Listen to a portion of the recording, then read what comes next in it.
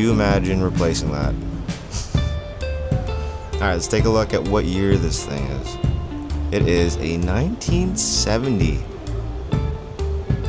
Dodge Dart Swinger from Oshawa. Pretty cool, pretty cool.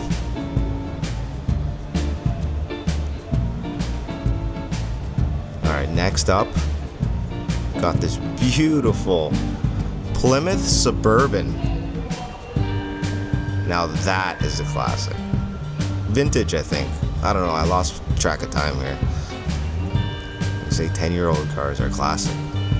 But this right here is a classic wagon. Side dumps. Gotta love that intake. Look at that. I believe the original owner is in this one. Look at all the room for activities. I drive this. Put all sorts of camera equipment in there. Look how big this thing is. Holy. Plymouth Suburban.